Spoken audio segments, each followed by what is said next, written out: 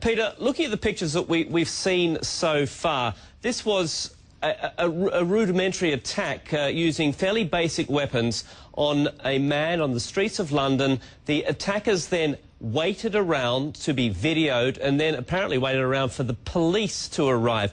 What do you read into their actions? What does it tell you about these people?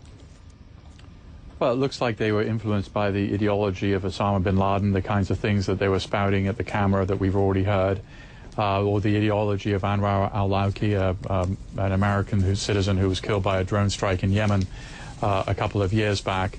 It's reminiscent of an attack that also took place in London, which was an attempt to stab to death a British MP, Stephen Timms, by a woman who had been influenced by radical Islamist preachers on the internet. Luckily, this MP survived. It's low tech. It doesn't, these things don't appear to be part of a larger organization, but they are, in a sense, part of a larger ideological movement, which is communicated through people on the internet at this moment. So this would look to you like a lone wolf attack?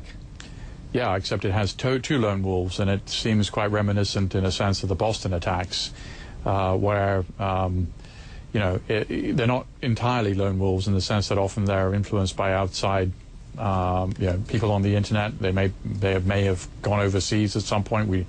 More to find out about this, but clearly homegrown. The accents of the people on the video are definitely people who grew up in London, but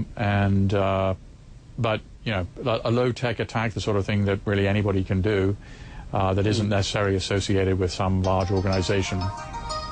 Yeah, as you point out, clearly the accent we heard did sound a very homegrown London accent.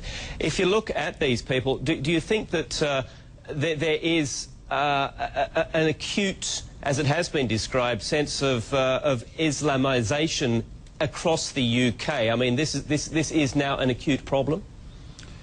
I don't think it's an acute problem in the UK. I mean, there was sort of a wave of really serious, either successful attacks or, serious plots back in 05, 06. I mean, you recall the 7/7 attack in London, which killed 52 commuters. You recall the 2006 plan to bring down as many as 7 American, British, and Canadian airliners leaving Heathrow with liquid explosives. I mean, those were really serious, plans. They were directed by al-Qaeda from Pakistan, and we've seen a lot less of those, partly because al-Qaeda in Pakistan is under real pressure from U.S. drone strikes, and other kind of government activities. I don't think, London obviously is it has one of the largest Muslim populations in the world living in the West or living in London. There are 1 million Muslims. If this was really a serious acute problem, we'd be seeing more of these kinds of attacks. Instead, they're pretty sporadic and usually unsuccessful.